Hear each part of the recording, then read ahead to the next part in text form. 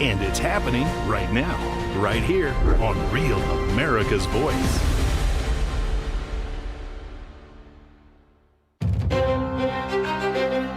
RFK represents someone who is skeptical of the current power structures in our country. We declare independence from the corporations that have hijacked our government.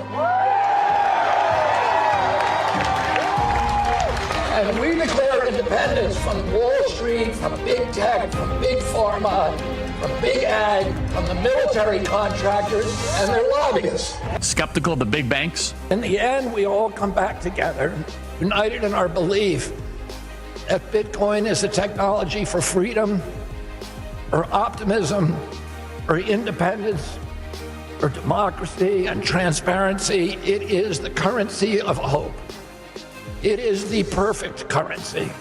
It is small on government and large on personal freedom. Bitcoin is anti-war. It is a fierce, merciless, and insurmountable foe of government corruption. The censorship leviathan? A government that can censor its critics has license for every atrocity. It is the beginning of totalitarianism. There's never been a time in history when we look back and the guys who were censoring people were the good guys.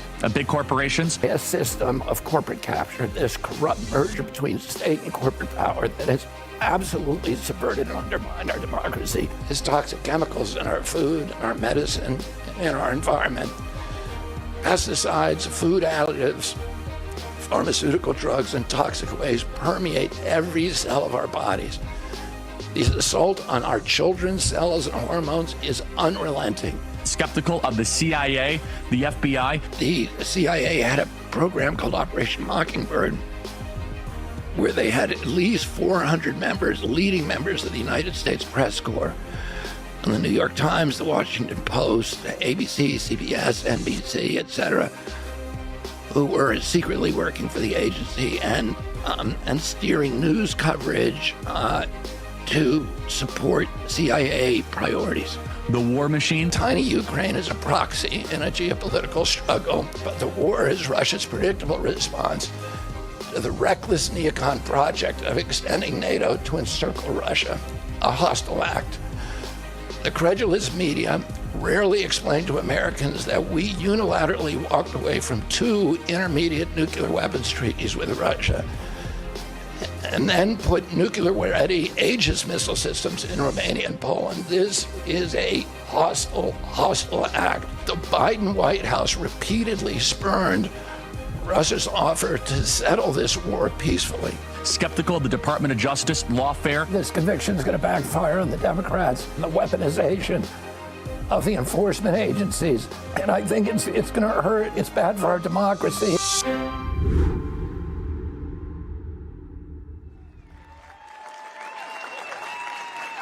Welcome to a very special night here on Real America's Voice, an evening with Robert F. Kennedy Jr., sir.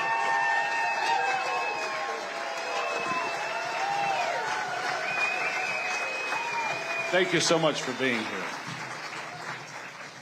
I've got to talk about your political journey a little bit to start here today.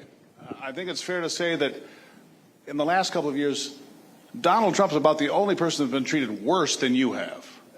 As soon as you announced for your presidential run in October of last year, they came after you. They were relentless. And my question to you is, they were not fair from day one, it didn't seem to me as an observer. Did they ever give you a legitimate shot as a contender to run for president of the United States, the Democrats, that is? I mean, the irony was that the Democratic Party that I grew up with in the 1960s was the Democratic Party that was fighting to make sure every American could vote for the candidate of their choice. And for a variety of reasons, the Democratic Party has now walked away from that. And, you know, my father ran against the sitting president of the United States in 1968. He was allowed to participate in all the primaries. My uncle Teddy ran against the sitting president of the United States, again, of his own party. And he not only was allowed to participate and won a lot of the primaries, and then he was invited to speak at the convention. And I was, as soon as I entered the race, they started passing rules within the Democratic Party, new rules, to shut down the primaries altogether. About 60 different rules they passed. One of them, this is just an example. I had already been campaigning in New Hampshire, and I was doing very well in the polls in New Hampshire. And they passed a new rule that said any candidate who stepped into the state of New Hampshire, that their delegates would go to the president, no matter how many votes they got. So none of their votes would count. And then they moved the New Hampshire primary, they downgraded it, and they moved it later, and they moved up the South Carolina primary where he had an advantage. And then in the end, they just started shutting primaries down altogether. They shut down Florida. I think they shut down Georgia. So to be fair, it was rigged against you specifically. I was the last one in my campaign to say, in the upper levels of my campaign, to come to them, to acknowledge that I had to leave the party because they weren't going to let me win. And, you know, a lot of people had put money into the race, and there was no way it was rigged. So then I went independent. The problem is, the even larger problem is that the press is now very, very partisan. It's effectively playing off DNC talking points. So I was not allowed, I wasn't given interviews. I wasn't allowed on any ABC, NBC, CBS, the major networks, CNN, MSNBC. Effectively censored. Where I was censored, I was defamed, and you know, all of these mischaracterizations of who I am, of my character, of my positions on various issues. When Ross Perot ran in 1992, he was in the race for 10 months, and he had 34 interviews on those networks. During the 18 months, sorry, it was my dog. It's okay. Sorry about that. Hey, when your kids call, it's important. Yeah. We all agree with that. I have 7 kids, so I leave this on all the time. That's fine. But when he had 34 interviews. I had over an 18-month period, I had only 2 interviews. And so, live interviews so here's the way on all those networks. And I'll just say this. I saw a couple of months ago, both Vice President Harris and President Biden made statements ridiculing Vladimir Putin's election in Russia because Putin had won with 88% of the vote. And that they said, oh, that's because he got rid of his opponents and he controlled the press. And that's so, quite honest, yeah. Here's the thing. You were in the race. You left the Democrat Party. You launched an independent campaign for president. They sued to keep you off the ballot. Here in Michigan, which, by the way, ironically, today is the first day of early voting in Michigan. You can vote in by mail today, 40 days ago to the election. Then they sued, the Democrats did, to keep you on the ballot. I thought the Democrats were the party that wanted every vote to count, democracy and all of this. But clearly the way they behave says something entirely different, doesn't it? Yeah, another irony is that I was, from the beginning, my presence in the race was actually helping the Democrats. Because pretty consistently throughout, about 57 to 60% of the people who said they were going to vote for me said that if I left the race, that they would support President Trump. And we did the most extensive polling of any campaign. We did a poll that was 26,000 people. Most polls are about 1,000. Right. In 50 states, and we showed that if I stayed in the race, that President Trump would win. But if I left the race, he would win by 4 extra states. So I always heard him, but he did nothing to obstruct me. And the RNC never sued me, never, did major campaigns against me. I mean, they spoke out against me and stuff. They did literally the usual political stuff. But the Democrats created a whole team funded with tens of millions of dollars. They hired this kind of hit squad led by a woman named Liz Smith, another woman named Mary Beth Cahill, who was my uncle's chief of staff, who who were tasked with digging up negative destroying information. you. Their job was to destroy you. Reputationally destroy me. At the same time, they hired top lawyers in the country to sue me in almost every state that they could. So they were suing me to keep me off the ballot in states, including Michigan. Right. And as soon as I said, okay, I'm going to get off the ballot in all of the battleground states, they sued me to keep me on the ballot. So they pivoted literally overnight. So they attack you, but they attack Jill Stein and Cornel West and all these other candidates. Sue them to get off the ballot because they think it'll hurt their candidates. If you had had a legitimate chance to run against Joe Biden in the Democrat primary process, would you have won? If I ran...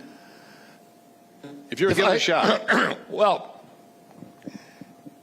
I can't say that I would have won the Democratic Party because of a couple of things. One is they have all kinds of ways to rig it, but also the Democrat, the press all aligned against me, and the Democrats, the people who vote in the primary are the most left-wing Democrats. So I can't say for sure I would have won. What I can say is because we did extensive polling and other people did extensive polling, and every poll, if I ran as a Democrat against President Trump, I would have won.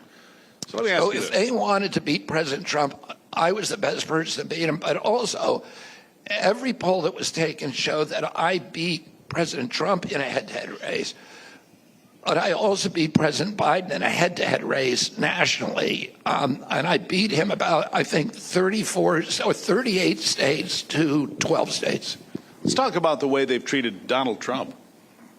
34 convictions, raiding Mar-a-Lago. Did you ever think you would see a day where the intelligence community in America, coordinated with the Democrat Party and the big media, the big networks, would target? Did you ever think that your Democrat Party would target a former president, a leading candidate to be president of the United States, in the way it's been relentless since 2015? I mean, and that's got to be something that, to you, to me, it doesn't seem, frankly, American to me. Yeah, it's very un-American. And when my father became Attorney General in January of 1961, 1 week after he took office, he summons all of the division heads and the bureau heads to his office, which is a big cavernous office where I ate lunch a couple days a week during, while he was Attorney General. And he said to them, there's going to be one rule here, which is we never ask whether a defendant is Republican or Democrat. We need, part of our job is to persuade the American people that justice in this country is blind, that it's not partisan. Can be trusted. That it can be trusted, that all Americans can trust it. And, Sure. This was true not for only the Kennedy administration, but it was true throughout our history. It's not just what happened. All of the institutions of our government have now been weaponized in these ways that are very insidious. President Trump, of course, was attacked in the courts. I was shocked because my cases in the courts were very partisan. And, I'm an attorney, so I'm used to a little bit of that, but the pervasiveness of it was extraordinary. And when I got in front of the Democratic judge, no matter what the law said, I lost. It wasn't just, and then I'd get in front of the Republican judges and I would win. Sure. So it was on both sides. But also the Secret Service was weaponized against me. The courts were weaponized against me. It was also President Trump. But right now I have an injunction against the Biden White House for censoring me. And so the censorship started actually 37 hours after he took the oath of office.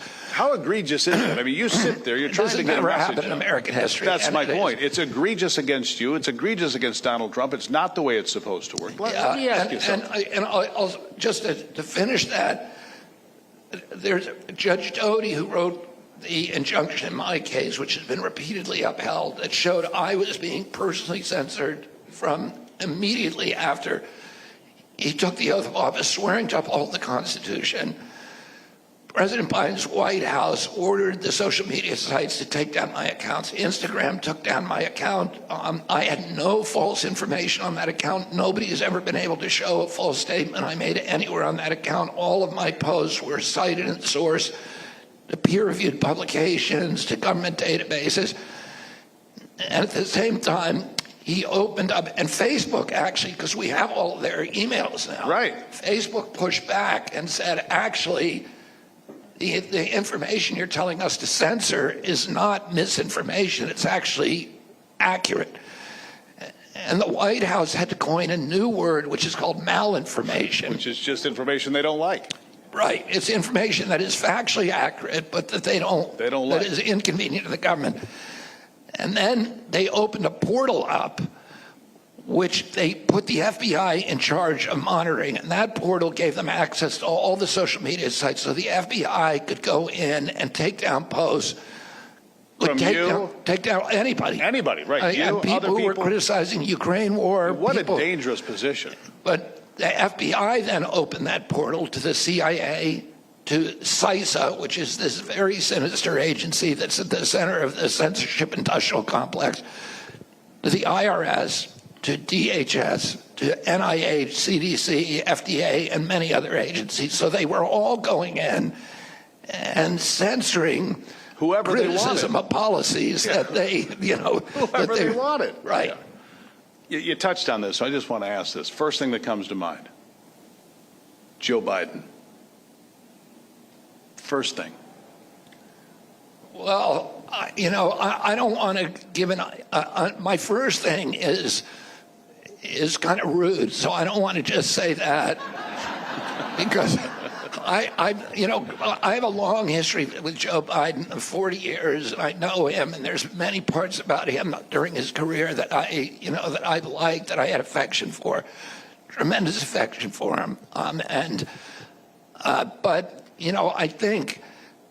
I don't think he was running the White House, and that's what I worry about. That's the question today.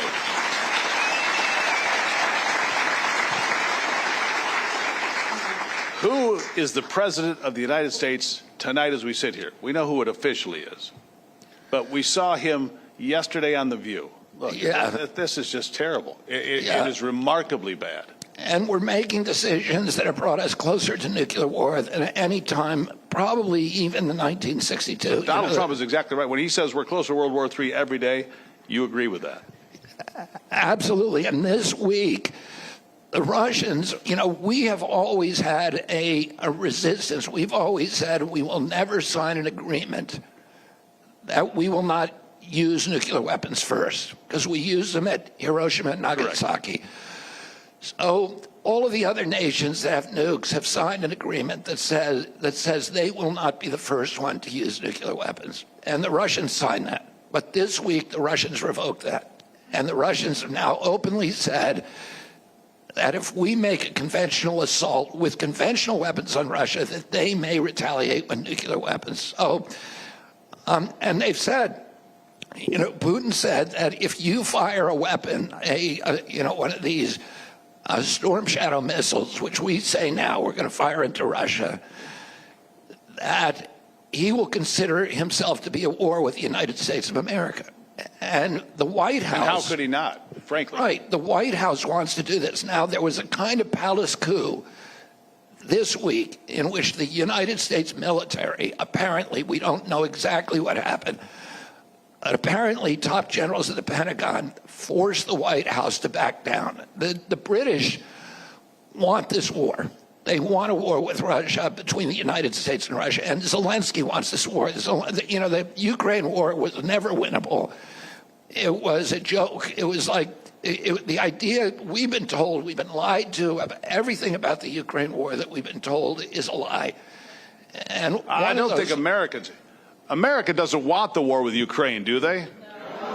Right. No, they don't want this war. And you're exactly right. And hundreds of billions of dollars in weapons and firing missiles deep into Russian territory, that's a direct declaration of war between our country and theirs. I don't see how it can be seen any other way. Real quickly, give me something on that. We've got to take a quick break here. But you can go ahead and tell me on that real quick. Well, what I was going to say is that the Russians said from day one, since 1992, when the walls came down in Europe, Gorbachev did something very courageous, and it was political suicide for him. He was unwanted. He was persona non grata in Russia after this, but he took the wall down in Germany. And he said to President Bush at that time and John Major, I'm going to allow you to reunite Germany, East and West Germany, under a NATO army, which is a hostile army to Russia. Russia at that time had 450,000 troops in East Germany. He marched those troops out, and he allowed NATO to go into their barracks. It turned all of Russia against him. He was doing this to end the Cold War. But he said, the one promise that I want from you is that you will never move NATO further to the east. I'm allowing you to come in here, but I don't want you now surrounding Russia with a hostile army. Latvia, Since Lithuania, then, Estonia. 14 nations, 1,000 miles. We said, James Baker famously told him at that time, we will not move NATO 1 inch to the east. We've gradually encircled Russia, but the one country they said is a red line for us is Ukraine. Why is that? Because they've been invaded 3 times through Ukraine. Ukraine has a 2,200-mile border with Russia. We put these, nuclear-ready Tomahawk missiles in Romania and Poland that are about 8 or 9 minutes from the Kremlin. This is frightening for them, understandably. And we walked away from 2 nuclear weapons treaties that would have forbidden that unilaterally. The Russians didn't want to walk away.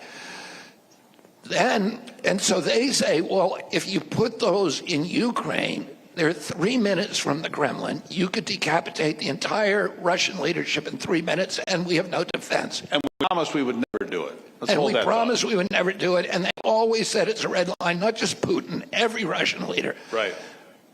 When we did, then what do? We go in, the CIA, through USAID, overthrows the elected government of Ukraine in 2014. That's when this war really began. We say, we're told the war began with the Russian invasion in February of 2022, but it didn't. It was a civil war in Russia, which we started by overthrowing their government in 2014, putting a Western government in there, and they're now terrified that they've got their fleet at Vladivostok and in Crimea. Right.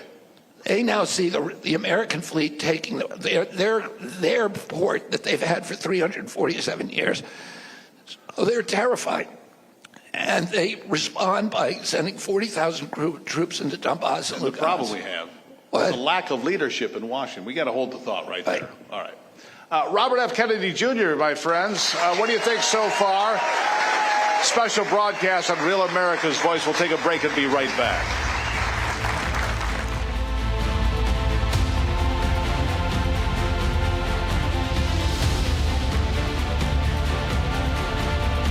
Hello, I'm former Arkansas Governor Mike Huckabee. A lot of times you can't control the amount of sleep that you're getting. If you can't fall asleep or you're tossing and turning all night, you can't get the sleep you need to stay healthy. I know, it's scary, unless you use Relaxium Sleep. Relaxium Sleep is a product that's made from natural ingredients, and it usually works from the very first night you try it.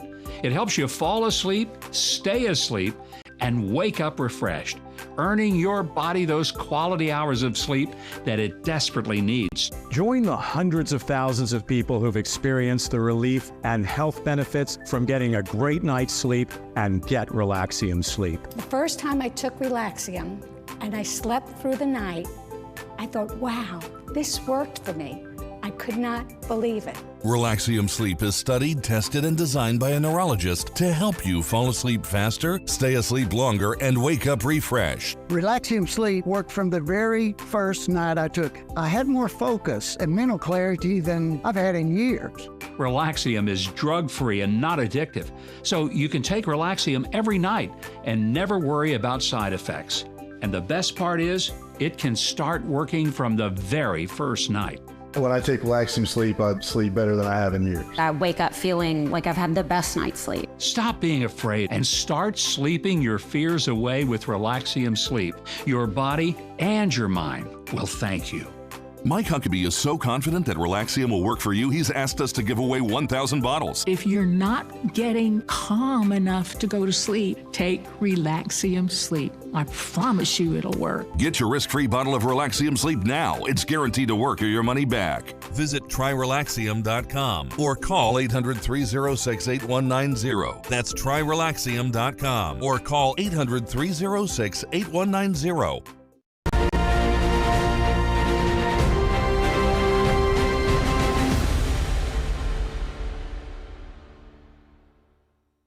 You know, people within the DNC say I left the Democratic Party, but I feel like the Democratic Party left me. This is not the party of John F. Kennedy. It's not the party of Robert Kennedy. The Democratic Party at that point was anti-war. You know, my father ran against the Vietnam War. My uncle was 1,000 days in office fighting his military-industrial complex, then wanted a war with Cuba, wanted a war with the Soviet Union. We were the party of the Constitution, against censorship. The word liberal means freedom of speech. That's why we called ourselves liberals. And then, you know, we were the party of protecting children against the domination and against corporate corruption of our democracy by corporate power, this corrupt merger of state and corporate power. Today, the Democratic Party is the party of big tech, big pharma, big ag, Wall Street, the big banking houses, and the military-industrial complex. And that's, you know, that, if you look at who their funders are, that's who they are.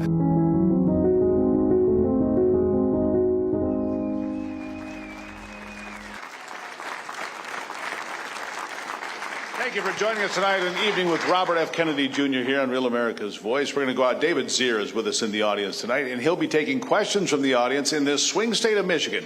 It's as critical as any place in America this year. Wisconsin, Michigan, Pennsylvania, all the swing states matter. David, thank you for being here, of course. Great to be with both of you. Steve Gruber, Mr. Kennedy, thank you so much. It's an honor to be here, and we love listening to real American voices on the ground around the country. And we have Shannon from Westphalia, Michigan, with us tonight on election integrity. Hi, Bobby. Thank you.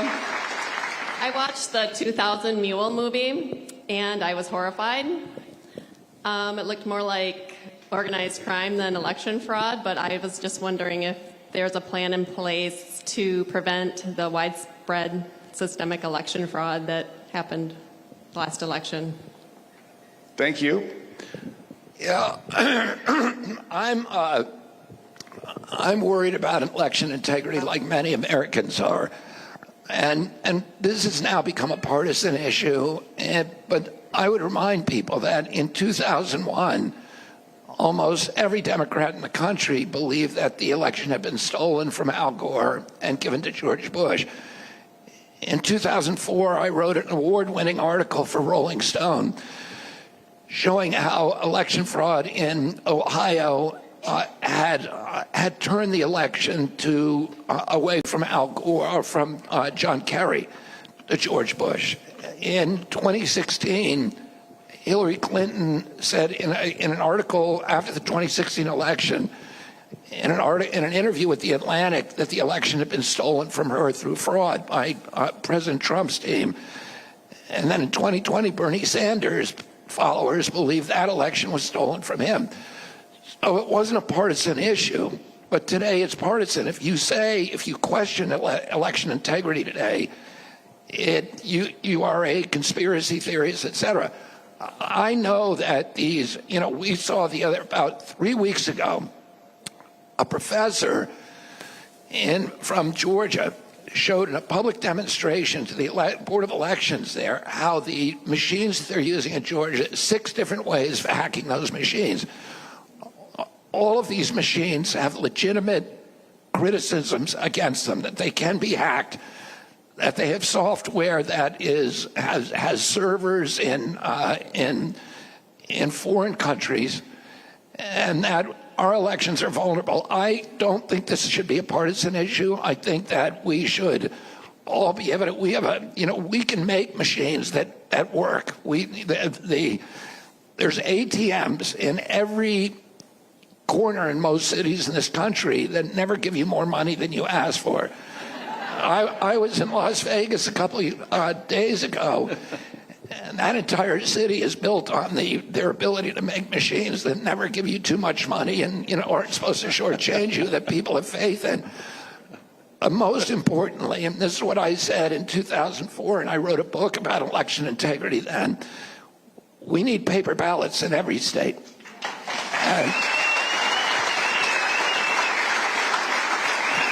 And we need to be very, very careful using mail-in ballots. We want to make the election as easy as possible for people, but we need it so that every American has 100% faith that this system can't be tampered with.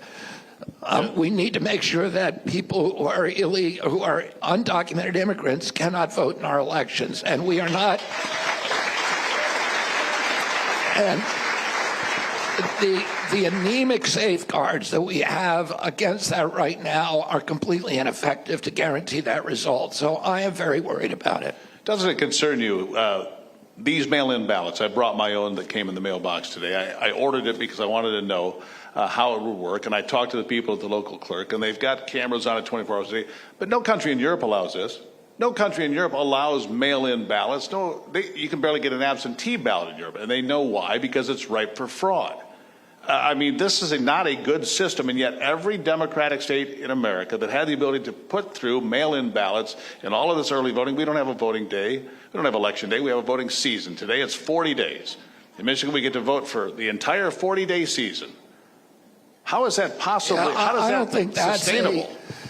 I understand what the argument for it is. You want to make sure it's easy as possible for as many people to vote.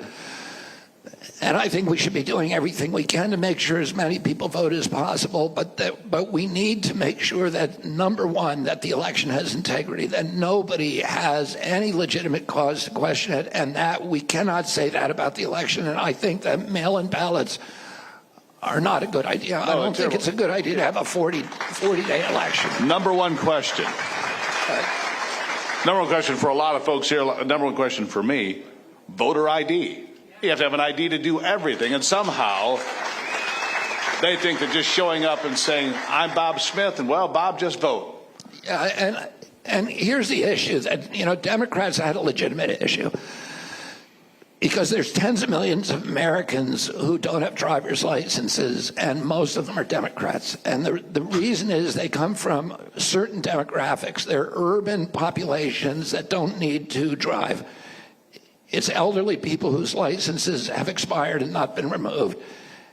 And it's students who don't have driver's licenses.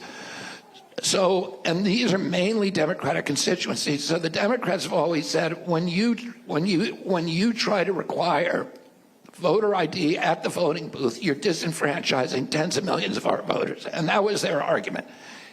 Here's my solution to that. And I have tried to get President Biden to do this, which is that the federal government, it's very, very difficult for people to get driver's licenses, and anybody who's been to DMV, I don't know how DMV is in this state, but I'd rather go get my teeth pulled without anesthetic than go to DMV in New York State. About the same. People don't want to go.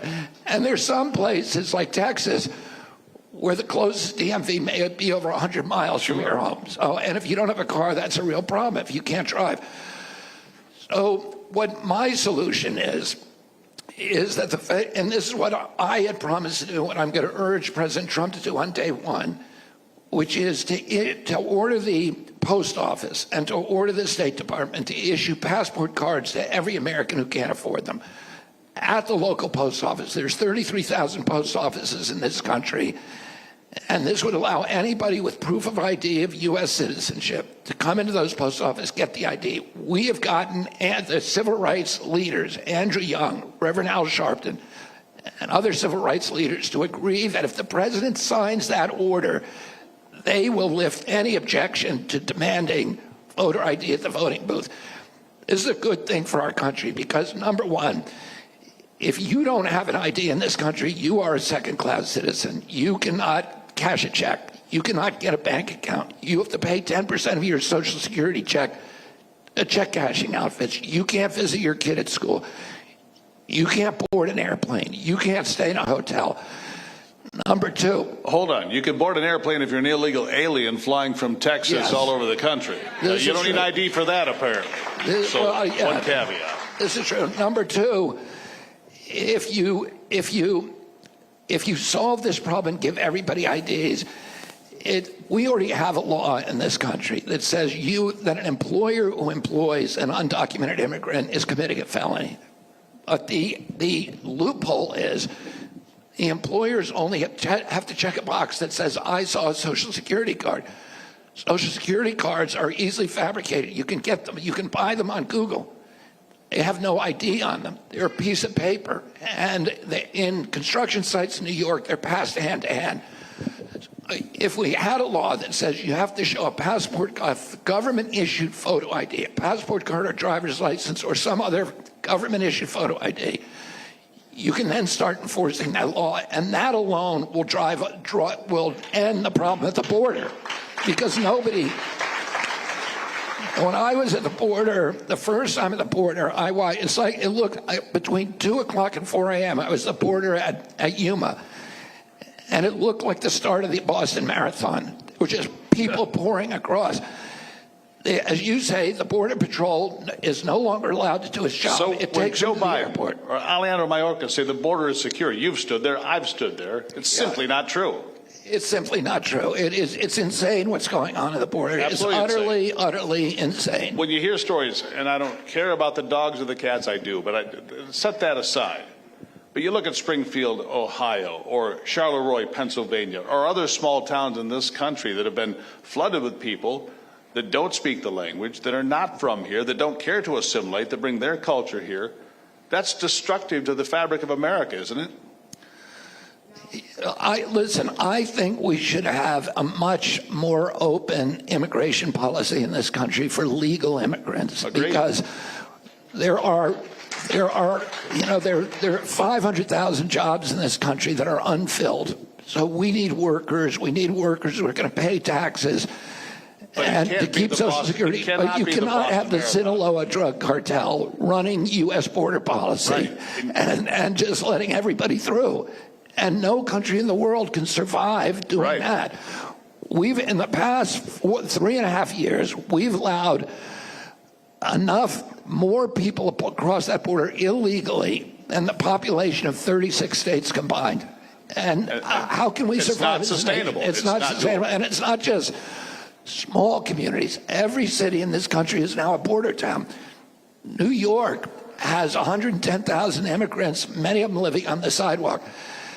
At Randall's Island, where all the sporting fields are for the high schools, they have turned those sporting fields into mass encampments for illegal immigrants, so our children cannot play their sports. And many of these kids are on scholarship trajectory, and their lives are ruined because of this. And those stories are repeated all over the country. South Chicago, where community centers are converted from serving it's costing billions of dollars. It's crushing the social safety net. Absolutely true. So it's not good for anybody. And, my father's, one of his closest political associate and personal friend was Cesar Chavez. Cesar Chavez was the first person my father told that he was going to run for president. He helped my father win the election in California in 1968, the day he died. I worked very closely with Cesar Chavez in 1980 to win for my Uncle Teddy, the Arizona primary. We wouldn't have won that without Cesar. And then for the last 10 years of his life, and I was a pallbearer in his funeral, the last 10 years of his life, I worked very close to him. He had two issues that he was concerned with. One that I worked with him on, which was pesticides. There's 15,000 Hispanic farm workers who are poisoned by pesticides every year, and their families are decimated. But the other issue he was concerned with was illegal immigration. And he was dead set against it. He campaigned all over the country against it because he saw at this mass of illegal immigrants that were coming across the border were hurting his ability to protect American workers for whom he was trying to bargain for good wages and good conditions, humane conditions, and it was damaging his ability. This was not a Republican issue. This was an issue that unions and Democrats and labor people were all for when I grew up in the Democratic Party, and now need work visas. green cards, legal immigration. Why and make it easier for people we want to come across, the people who are going to enrich our country. Yes, come across. On merit. All right, we're going to take a break here. Real America's Voice, special evening with Robert F. Kennedy Jr. When we come back, we're going to talk about the economy, the #1 issue for most folks. We're going to hear from a couple of folks in the audience as well. Stay right there. We'll be right back.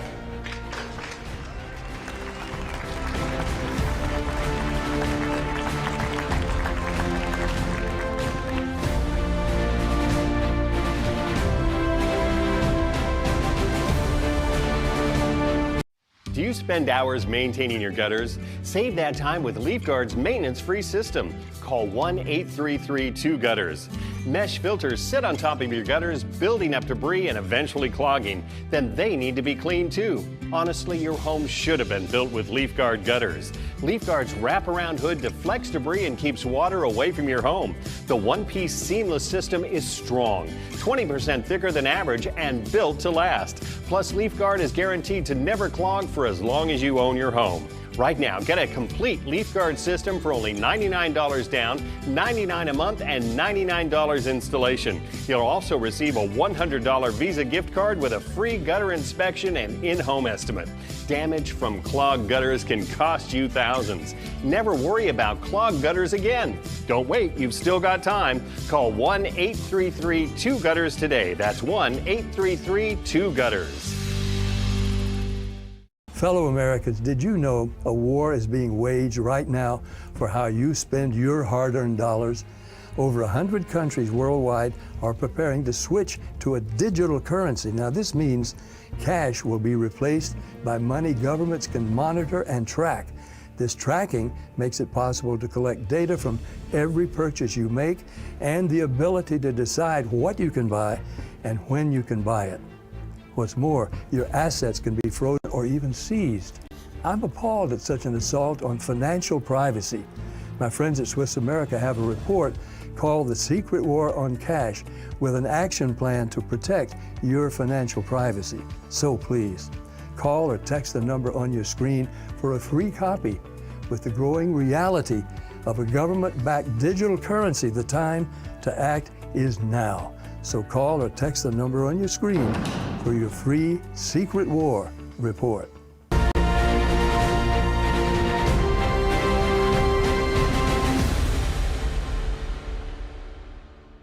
But I need to make these observations because I think they're critical for us doing the thing that we need to do as citizens in a democracy to assess where we are in this country and what our democracy still looks like, and the assumptions about U.S. leadership around the globe.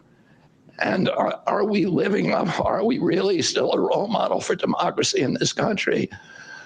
Or have we made it, a kind of a joke?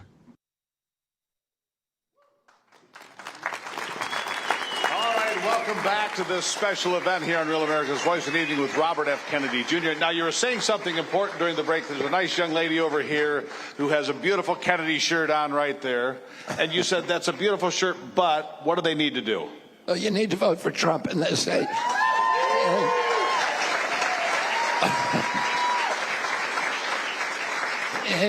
In Michigan, I'm going to still, the likelihood is I'm going to still be on the ballot.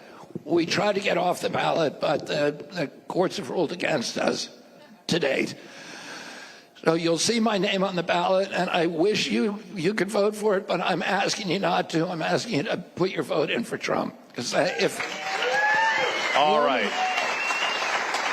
The only way that I'm going to get to Washington and have an effect on this agenda of making America healthy again, of ending the war, ending the surveillance state and the censorship state, ending this corrupt merger of state and corporate power, which President Trump has asked me to work on all these issues with him. The only way that that's going to happen if President Trump gets elected. When we look back to January 20th, 2021, the inflation rate was 1.4%. The average 30-year mortgage was 2.25%. Everything was going pretty well. Gas was, like I said, $2.29.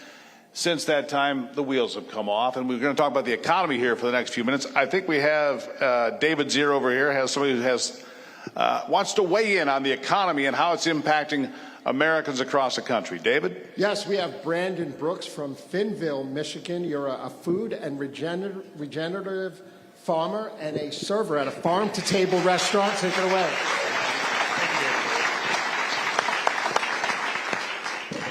Thank you, David. Thank you, Steve, and Mr. Kennedy. As David said, my name is Brandon Brooks. I'm a regenerative farmer and a server at a farm-to-table restaurant called Salt of the Earth in Finnville, Michigan.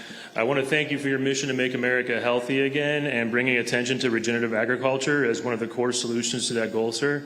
My question is economic-based. Are you familiar with the Democrat-backed one fair wage scam threatening the hospitality industry and to raise everyone's dining experience by a minimum of 30% here in Michigan?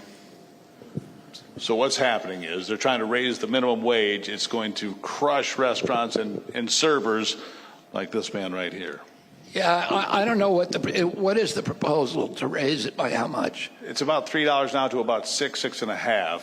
And the problem is a lot of restaurants say they can't, like we've seen in California, Wait, they can't it's afford $3 an hour? Plus tips, right? Your tip wage, correct. Yeah, I mean, I've in the past been for sort of baseline minimums, but minimum wage, but if you go up past a certain amount, you actually, as you say, you harm jobs, you destroy small businesses, and I'm against that. We have to be very, very careful about doing that, and as you said, under President Trump, we had really an extraordinary economy. The composite inflation was 7%. Today it's 20%. The price of gas gone up. The mortgages have doubled in 3 years. The rents have gone up about 50% in 3 years. Correct. And all of the indicia, groceries, healthcare, energy, everything's gone up. The only thing that's gone down is real wages, and they've actually had a significant drop in real wages over the last 3 years. The way inflation is calculated today is not the way it was done. No. In the 60s and 70s. Right. And they take out what they call core inflation. Unemployment is as well. Right. And they take out core inflation, which is food and housing. Right. I mean, if you don't need to eat or live somewhere, it's a great way to look at the economy. Yeah. I mean, it doesn't make sense. What would you do? And what would you tell Donald Trump as a member of his administration? What would be some of the advice you would help him? He's pretty good at it, but what would you share with him? Well, the cause of inflation is that we're printing money, and we're mainly printing money for two purposes. One is to pay for foreign wars, which we don't need. We need to have a very robust national security. But in 1992. The walls came down in Europe, the Cold War was over, and we were told we were going to get a peace dividend. We were going to cut military spending from $600 billion a year to $200 billion a year. Instead, today, if you look at all the national security costs, the defense costs, the foreign aid to Ukraine, et cetera, the Veterans Administration, and the security state that we now have, it's about $1.3 trillion. So instead of going down to $200 billion, we're spending $1.3 trillion. And our military budget alone is about $900 billion, and half of that has nothing to do with national security. Half of that is about military domination around the globe. We have 800 bases abroad. The Chinese, who we accuse of imperialism, have 1. The Russians have 1.5. So we should go back to the amount we were spending, which is about $500 billion during the height of the Cold War. We do not need more than that to protect ourselves today. And so we can cut there. We need to bring that money home and begin rebuilding our industrial base. We can't. We're now at $36 trillion deficit or national debt. We're adding $1 trillion every 90 days under the Biden administration. And that's going to continue. It's unsustainable. It's already the service on that debt alone is now greater than our military budget. Within 5 years, 50 cents out of every dollar that we collect in taxes is going to go to servicing the debt. This is unsustainable. It's existential for our country. We got to cut it. The other way, the other target for all that money, the vacuum that's sucking it up, is chronic disease. When my uncle was president, we spent zero on chronic disease. Today we're spending $4.3 trillion. It's 5 times our military budget. We cannot cut our way out of that national debt. The only way to do it is to reassign that money so it's actually building GDP in this country. And as GDP grows, the debt gets proportionally stronger. Every $1 million we spend on military expenditures creates 2 jobs in this country. Every $1 million we spend on child care creates 18 jobs. And we need, what I'm going to advise President Trump to do is every expenditure that we have should be evaluated for its impact on rebuilding the economy here in our country. He has suggested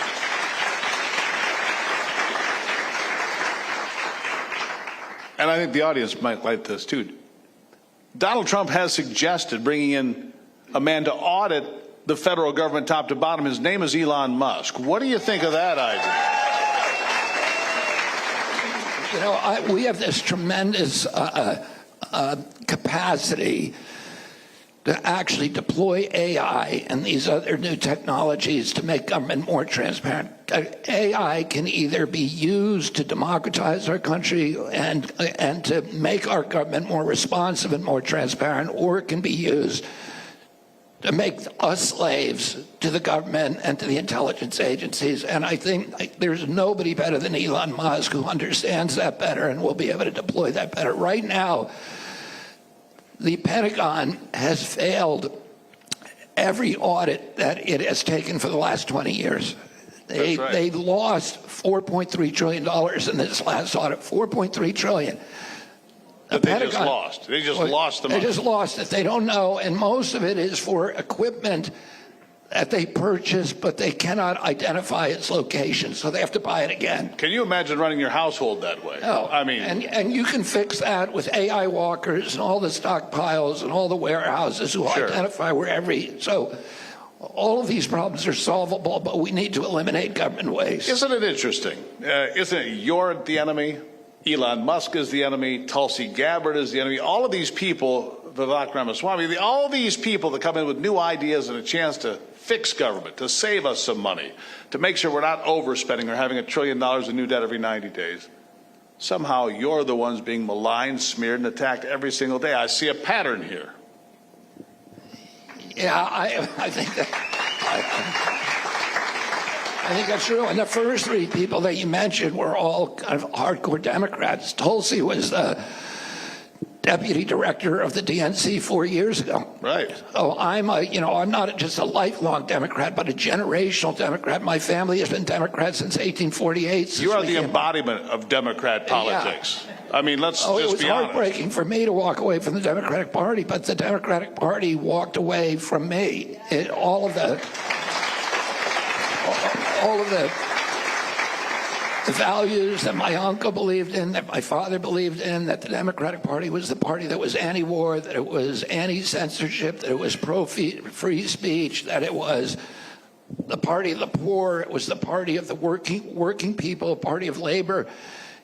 It's all that had this extraordinary inversion. And, you had Sean O'Brien, the head of the Teamsters Union, who spoke at the Republican National Convention to a very, very warm reception.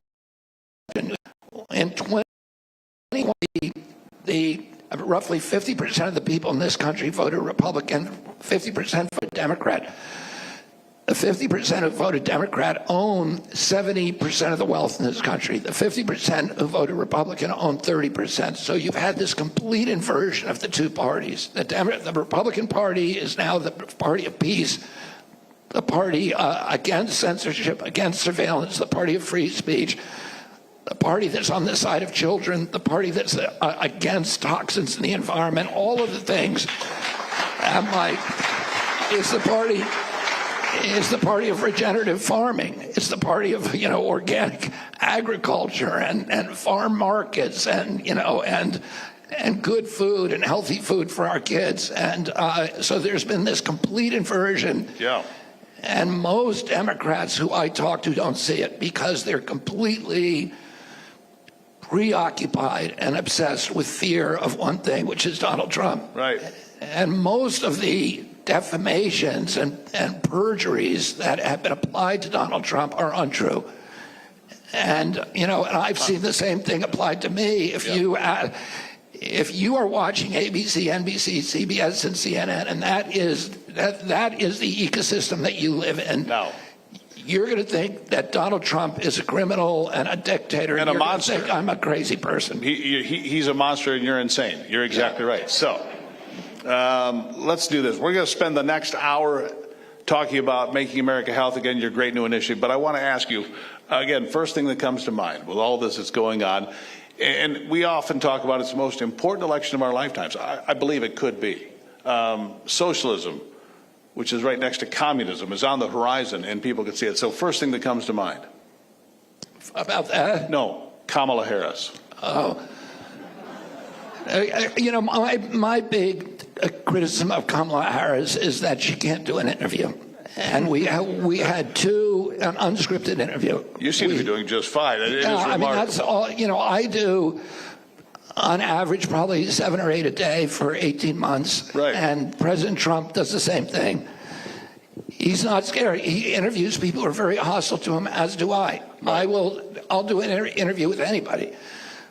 But Kamala Harris can't do that. And that, to me, is such a difficult. And we've had two Democratic candidates in a row.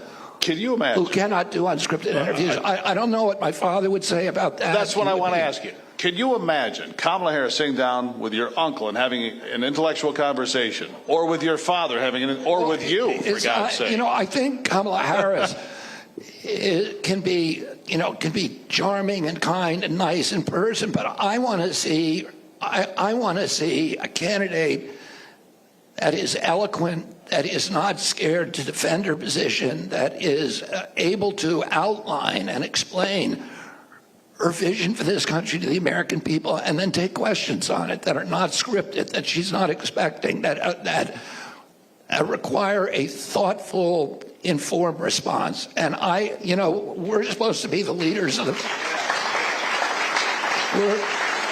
Articulate a position. Articulate a position. She and then can't do it. Defend it against unexpected questions. Right. And be thoughtful about it. And that, we are the exemplary democracy of the world. The whole world is looking at us. And, we're supposed to be showing the world we have this democracy that is finding the best ideas that triumph in the marketplace of ideas that are annealed in the furnace of debate. We have leaders who are up to the task of going toe-to-toe with leaders all over the world and defending our system of democracy and defending their own decisions. And I do not see Kamala Harris as that person. She's not up to the job. I don't think so. No, I don't think so either. All right, hold that thought right there. Do you think she's up to the job? I didn't think so. The next hour, we're going to spend talking about food, health, vaccines, COVID, and everything that's gone on in this country since the rollout of the pandemic in 2020 with Robert F. Kennedy's brand new initiative, Make America Healthy Again. And we'll take more questions from the audience as well. We'll be right back.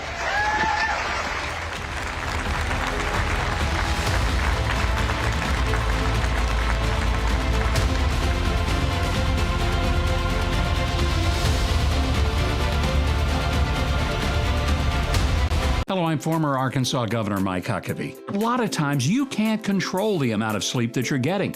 You can't fall asleep or you're tossing and turning all night. You can't get the sleep you need to stay healthy. I know, it's scary unless you use Relaxium Sleep. Relaxium Sleep is a product that's made from natural ingredients, and it usually works from the very first night you try it.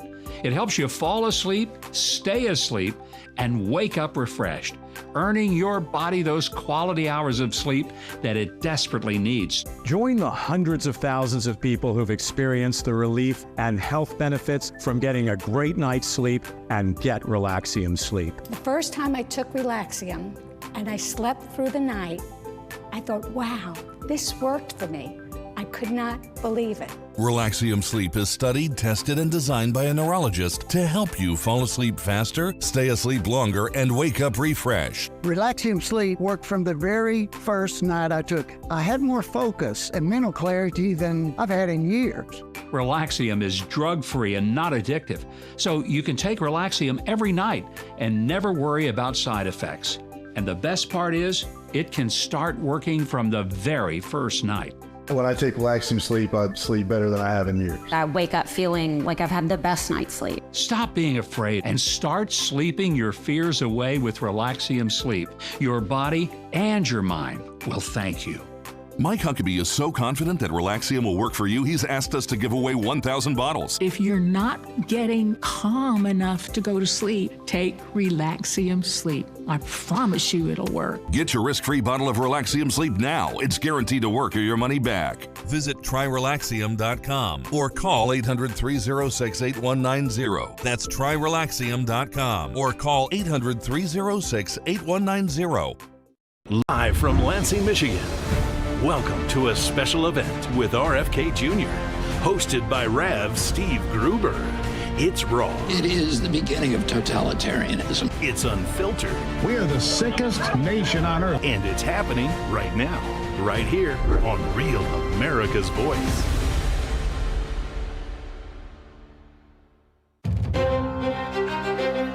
RFK represents someone who is skeptical of the current power structures in our country. We declare independence from the corporations that have hijacked our government.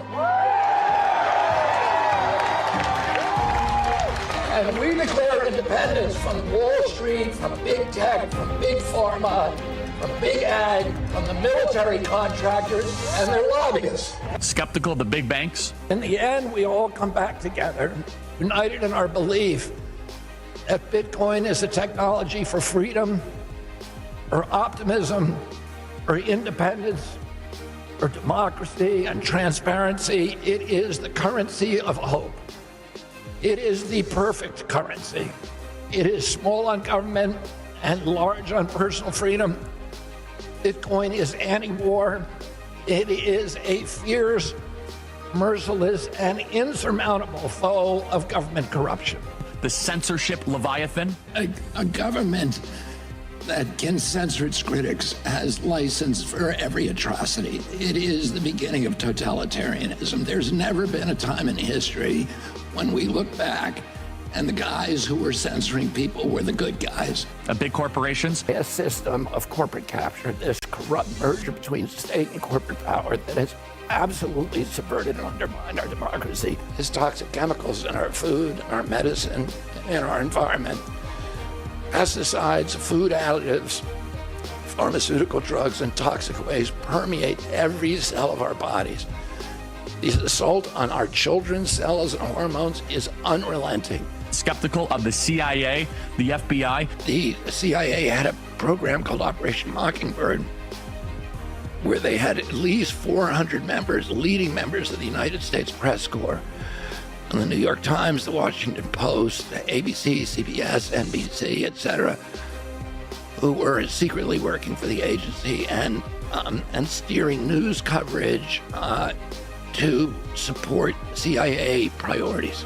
The war machine? Tiny Ukraine is a proxy in a geopolitical struggle, but the war is Russia's predictable response to the reckless neocon project of extending NATO to encircle Russia, a hostile act.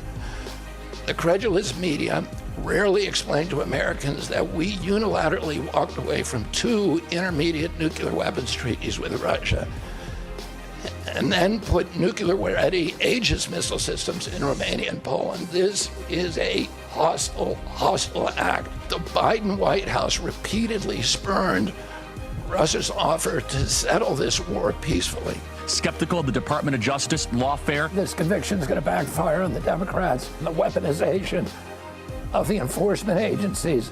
And I think it's going to hurt. It's bad for our democracy.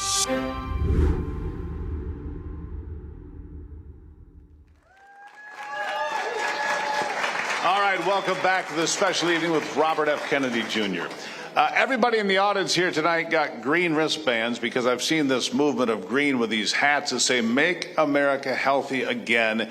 It's where Robert F. Kennedy may best fit into the Trump administration for the second term, maybe director of the Food and Drug Administration, maybe overseeing a new watchdog organization to look into vaccination injuries and so forth. There's a lot of things that you could do that people really think that's a great place for you to contribute because of all the work you've done. Tell the folks, what is Make America Healthy Again? Oh, here it is. The problem is that we're being mass poisoned in this country. We have 80,000 chemicals that we are subjected to. 1,000 chemicals in this country are illegal in Europe. In our country, chemicals are allowed to be used in our food and put in our air and water until they're proven guilty. In Europe, they're guilty until proven innocent. And because of that, we have the sickest country in the world. We have the highest chronic disease rate in the world. When my uncle was president, about 6% of Americans had chronic disease. Today, it's probably around 60%. And there's diseases like diabetes that when I was a kid, the average pediatrician would see one case of diabetes in his lifetime, 40 or 50-year career. Today, 1 out of every 3 kids who walks through his office door is diabetic or pre-diabetic now. The big problem is not those chemicals. The big single problem is agency corruption. The agencies are controlled by the industries they're supposed to regulate. And that the result is that the most valuable asset for the pharmaceutical industry and for the medical cartel, for hospitals, for the insurance companies, the most valuable asset is a sick child. They don't want to kill our children. They want to keep them sick their entire lives with chronic disease that make them permanent consumers, these very, very expensive products. And instead of protecting our health and our food supply, the government agencies are instead operating to advance the mercantile interests of the pharmaceutical industry, the food industry, and big ag, and they've allowed them to dictate these policies that are killing us. Yeah. All right, I want to jump out to the audience now. David Zier, you have a guest there from the audience with a question about our health. Yeah, thank you, Steve. Dr. Joel Kahn, he's a cardiologist and a professor at Queen City University. Thank you very much, and I so much appreciate what you're doing with the Baja movement. I'll just tell you, in 2018, I did a national media campaign called Make America Healthy Again, and I'm going to let you run with it. Are you the guy who copyrighted that? Because we're trying to... I will. I'm a rare breed. I'm a preventive cardiologist. I've been teaching fitness and food and stress and sleep for 35 years.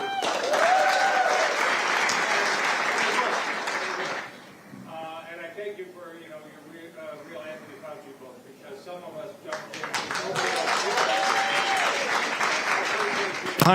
Hundreds of people with the virus got thrown off of every social media platform I was on. There was hundreds of thousands of people. I'm back on most of them. They won't let me on some. And my colleague to the right, Dr. David Brownstein, treated 10 times as many. And if it weren't for your book to give us some credibility, it would have been uglier than it was, being yelled at by pharmacists. We got to get past that. But my question for you is, January 20th, 2025, we've got MAHA, and we need it so bad. I mean, 50% of the people in the room have heart disease, and they don't know it. I can help you figure out how we can teach them and wrap them with a program. But we got the kids to work on. Do we go day one? CDC, FDA, NIH, pharmacy, ag, medical schools. We've got to get into medical schools and change the curriculum because they're so biased into drugs, not root cause medicine. But, I mean, we know that Kamala Harris is word salad. We never hear a policy. I mean, you must have a policy January 20th. We not only, first of all, let me say thank you, and thank you for your courage during COVID. And over there, too. Dr. David. And David Brownstein, who you mentioned, is my personal doctor. Okay. That's not bad. A legend. So when I need medical treatment, when my kids need medical treatment, I come to a doctor in Michigan to get it. So And Dr. David Brownstein treated thousands of patients and didn't lose a single patient during COVID because he was actually treating them to heal them. And doctors like him all over the country were being penalized, marginalized, vilified, demonized, delicensed for doing the things that he was doing. And, you know, I want to thank him. I want to thank you for your courage for standing up, because most doctors will not do that. And the reason for that, 15 years ago, 80% of the doctors in this country were independent, and 20% were corporate, part of corporate systems. Today, 80% are part of corporate systems, and they're terrified because they have to pay these enormous medical school bills. And if their employer fires them, they're bankrupt, and they don't have a profession. So they oftentimes keep their mouths shut, and they do what they're told. And that's one of the contributors in this country to this terrible crisis we had. And during COVID, we had a higher body count than COVID than any nation in the world. So we had 16% of the COVID deaths. We only have 4.2% of the world's population. Whatever we were doing was the worst of any nation on earth by far. And CDC says, well, it's not our fault that so many people died in this country. It's the fault of Americans because they're so sick. This is a weird explanation. Yeah. And they said, CDC said that no healthy American died of COVID. The average American who died from COVID had 3.8 chronic diseases. And the reason we had the worst record in the world is because we have the highest chronic disease burden on earth. Yeah, you look at a graduation picture from 1960. Yeah. It's a different species. We are a different group of human beings. The obesity, the hypertension, the cancers, the diabetes, as you mentioned. I've heard rumor that you would like to be involved in an agency that would oversee vaccination damage. We saw that during COVID, of course. We saw a lot of vaccination injuries. And I want to clear something up. Before I get to that, I want to clear something up. You've been labeled as totally anti-vaccine. I don't think that's exactly true. But I want to talk to you about what vaccines do you think are valuable and which ones do you think should not be that are just enriching big pharma? Yeah, I mean, I've said for 20 years that I'm not anti-vaccine. I've never been anti-vaccine. What I've said is we should have the same kind of rigorous testing for vaccines as we have for other medications, and that if somebody, you know, all medications make some subset, smaller subset of people sick, that have different bad reactions. Instead of saying that doesn't exist, we need to acknowledge that, and we need to care for those people, and we need to figure out ways to stop that damage. The problem is vaccines have an exemption from pre-licensing safety testing. So vaccines are tested for efficacy. So does the vaccine avert chickenpox? Does it avert measles? That's all they test for. They don't do the other part. Is it safe over the long term? Is it a product that is more likely to cause problems or to avert them? And that kind of testing is done for every other medication through what they call double-blind placebo-controlled trials. And the only medication that is exempt from that, or medical device, are vaccines. The reason for that is because the vaccine program was initially launched by the Public Health Service, which is the predecessor agency for CDC. The Public Health Service is one of the 5 uniform military services, so it is a military agency. That's why it has surgeon generals and people with military ranks. And the vaccine program was launched as a national security defense against biological attacks in our country during the Cold War. So the government wanted to make sure that if the Russians attacked us with anthrax or some other biological agent, we could quickly develop and deploy a new vaccine to 200 million Americans without regulatory impediments. If they called it a medicine, they'd have to go to 5 to 8 years of placebo-controlled trials. So they said, we can't afford to do that. We got to, instead, we're going to rename vaccines biologics, and we will exempt biologics from pre-licensing safety trials.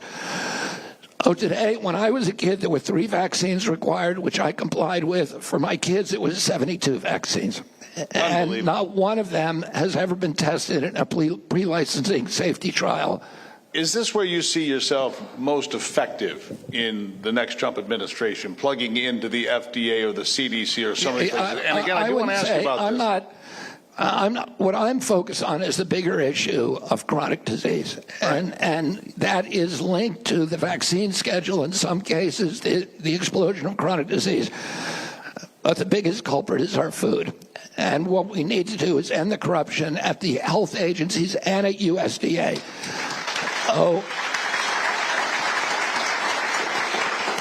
So FDA, CDC, NIH, and the other agencies need to have every nutritional scientist in those agencies should be fired on day one. They're not doing nutrition. You can't give Americans a food pyramid that advises them what to eat, and the top thing in the food pyramid is Fruit Loops. That is corruption. That is not science. That's fair. Something else I want to ask you about that's in our food and in our environment. PFOAs, PFAS, these forever chemicals, they're mixed into our food supply as well. How do we clean those things out? How do we make America safer again? They're linked to autism. They're linked to disease and cancer and damage to the reproductive organs of men and women. And it's in firefighting foam. It's in your popcorn bag that you put in the microwave. These forever chemicals have been in Scotchgard and all sorts of other places. Also a poison in our environment. It's everywhere. It's ubiquitous. Yeah, I mean, initially it's a flame retardant. And the initial use was in Teflon pans, which if you have them, go home and throw them out and get a regular pan because you're poisoning yourself. But PFOAs and PFASs, and I was on the trial team for the major litigation. I'm litigating right now. I'm representing hundreds of water districts around the country in litigation against the manufacturers, including 3M, DuPont. I've won a number of these cases, and we're now negotiating settlements to clean it out of the water. It's a huge problem in this country. It's not just PFOAs. It's the pesticides. We have atrazine now, which is the second highest used pesticide in 63% of our water supply, including here in Michigan.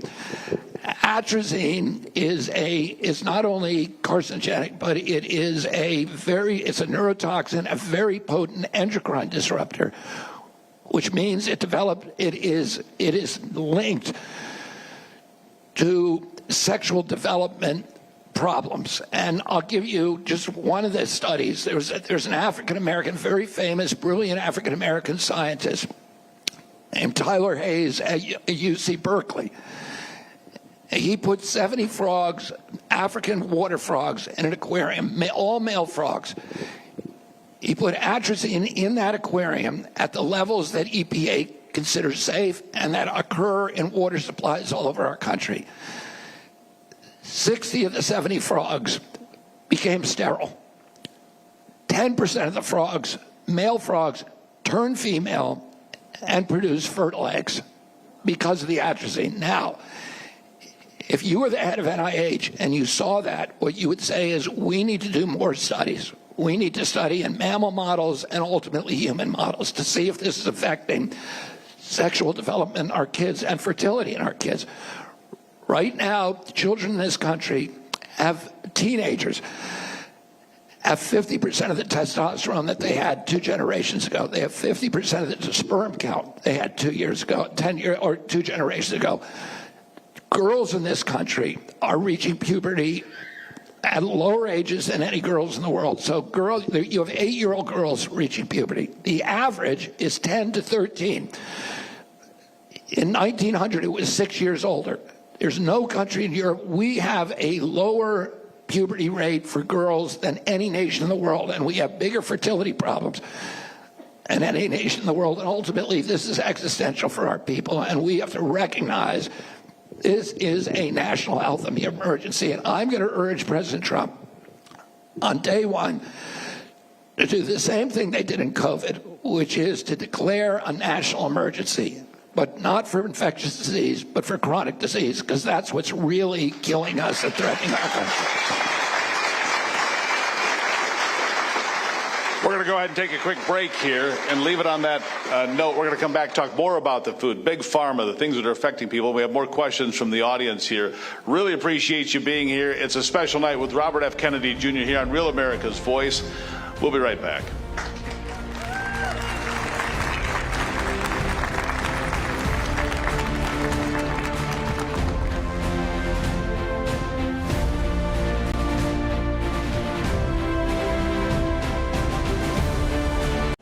Ooh, fun. Yikes. The leaky refrigerator coil card. Is that bad? Oh, death! Death? Of an AC fan motor. Oh, no. But your future is bright with an American Home Shield warranty to protect your covered appliances and home systems. Are there bees behind me? My bees escaped. Bill, we talked about this. American Home Shield. Sign up today at ahs.com. Never clean your gutters again with LeafGuard.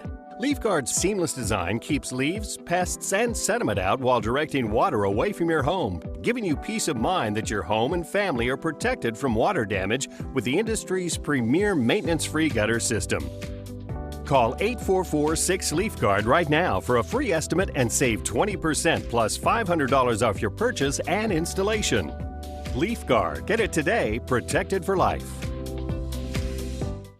Hey folks, I'm John Rich. Just as wokeness and censorship have subverted the music industry, they've also crushed free expression on social media. Censors have suspended social media users, canceled entire news channels, obliterated online discussion platforms, and even banished a sitting American president from big tech platforms. Well, I'm here to say there's a place for you. A place where patriots can speak freely without fearing some unknown, unseen speech enforcer that wants to shut you down. That place is called Truth Social, a free speech social media platform that hosts breaking news, TV streaming channels, and powerful commentary on all the issues facing our great nation. Break free of big tech and make your voice heard. Join me on an uncancelable platform where I like to debut my songs, and where you can read exclusive commentary from our 45th president, Donald J. Trump. I'll see you on Truth Social, where freedom lives.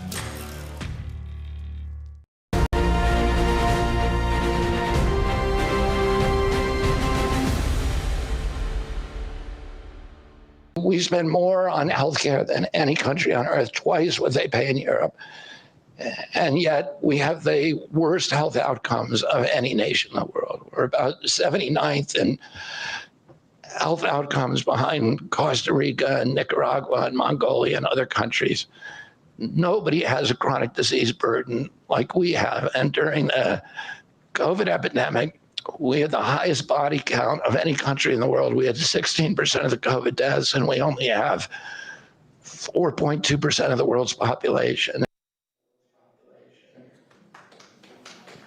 All right, welcome back to it. Special coverage here tonight. Now, we're going to turn it back to the audience. David Zier has a young lady over there who has a question for Mr. Kennedy here tonight. David? Yeah, Dr. Linda Tarver, it's great to see you. Thank you. She is the former Michigan Civil Rights Commissioner and wants to address food in the impoverished communities, right? Yes, thank you. Thank you so much for having me. Mr. Kennedy, there is such a racial disparity amongst chronic diseases, in the Black community especially. The infant mortality rate for a Black community is like a third world country. Diabetes, cancers, HIV, and the like, high blood pressure, you name it. There's such a racial disparity there. And I was wondering, what will be the approach for you partnering with Mr. Trump on addressing the impoverished community and especially minority community that are dying at a significantly higher rate? Yeah. Oh, thank you for that question. It's a very important question, and maternal mortality rates against among Black women is double white women, and it is if you are, and it's regardless of social economic status. A college-educated black woman is more likely to die in childbirth than a white woman without a college education. Now, why is this happening? Some of it's happening because the local hospitals in black communities were all closed by this corporate takeover beginning around 2008. The biggest reason, though, is because black Americans have a much higher rate of all chronic diseases, and that's one of the reasons that black Americans died at the second highest rate after American Indians in this country during COVID. The death rate among black Americans in this country was 3,000 per million population. The death rate in countries like Haiti was 14 per million population. Same in Nigeria. We were told at the beginning by Bill Gates, by Tony Fauci, that people in Haiti and Nigeria were going to get wiped out. They didn't. They had a 1% vaccination rate, so they didn't get vaccinated, but they had 1/200th the death rate that we had here. Why is that? Because of food poisoning, and it is systematic. And here's how: 70%, $80 billion we give on the SNAP program, food stamps every year. 70% of that is processed food. 10% is for sugar drinks, which is pure poison. It's one of the causes of the diabetes epidemic. We are systematically, 70% of the school lunch programs are processed food, and these are poisoning people. And blacks in this country live in food deserts. I've worked for 40 years in Bedford-Stuyvesant, New York, which is one of the poorest communities in New York. When I started working there, the nearest grocery store was 75 blocks and 3 bus route changes. So if you wanted food, you had to go to the local, bodega, and it's all packaged foods. If you, what I tell people, never eat it if it comes in a package. It's poison, and we are systematically poisoning them. We're going to change that. We're going to make it so that school lunches are healthy lunches, that they're vegetables, they're meats, and they're good food and no sugar. The FDA today recommends sugar for 2-year-olds. This is criminal. Yes. And yes. Yes. Thank you. Why is that? Why do we allow people in America to consume things that so many other countries have banned? Europe, the South Pacific have banned so many chemicals, and yet you get a box of cereal or whatever it might be prepackaged. It's got a list of things that nobody can describe or pronounce. Why do we allow that? The food industry, here's what happened. In the 1990s, the tobacco industry, which was flush with money, was under attack by these federal lawsuits, by class action suits, and the advertising was reducing the number of people who were smoking. The tobacco industry switched strategies, and they began buying up all the food companies. And they, by 1990, the 2 biggest food companies in the country were Philip Morris and R.J. Reynolds, 2 tobacco companies. And they took thousands of scientists from the tobacco industry who were trained to make tobacco more addictive. They switched them to the food industry, and they learned ways to create chemicals to put in our foods, like MSG and others, that make them literally addictive and make them so that they don't satisfy your appetite, but they're constantly addictive, and they're poison. These were chemicals that did not occur in nature, that the human body did not evolve to handle, and they started mass poisoning the American public. And all of these diseases started then. Those companies own and dominate FDA, and the USDA is owned by Big Ag, which is now at war to destroy small farmers in this country and to give us poison food. Almost all, 90% of the subsidies go for corn, soy, and seed oils and wheat. And those are the feedstocks for this industry. They make the price of processed food very, very low because it's all heavily subsidized. They're then sent to the poor neighborhoods, which, can only eat low-cost food. and they're sent to the food stamp program and to the school lunch program. So it's a corrupt system. We need to end the corruption. 50% of FDA's budget comes not from the taxpayer, but from the pharmaceutical industry. And USDA is completely dominated by big ag, by these giant companies. So it's all about corruption ultimately. And by the way, these industries have not just corrupted these agencies. They've corrupted all the medical schools through these same payments. They've corrupted the NGOs, like the American Diabetes Association receives the bulk of its money from these big food manufacturers and from Coca-Cola. Coca-Cola donates millions of dollars to the NAACP in order to persuade the NAACP that anytime people say, like me, say, let's get the sodas, 10% of food stamps are used for sugar drinks, for Coca-Cola and other drinks. This is crazy. Should not happen. And the food industry fights this by paying the NAACP to say, if you criticize Coca-Cola in the school lunch program, in the SNAP program, you are racist. So it is sheer corruption. It is, and it's happening at every level with every institution of our democracy. Let me ask you this, because in Michigan this time of the year, we are very blessed. And everybody here knows we're blessed because it's that time of the year when you can drive down the road and you'll see a farm stand with acorn squash and corn and real food grown by real farmers on the side of the road, and you can do well. But the American farmer is up against it. You're talking about it. It's controlled. It's political. The big corporations are trying to destroy the family farm. The family farm where you still get real meat, real produce, real fruits and vegetables. How do we save the American farm in America?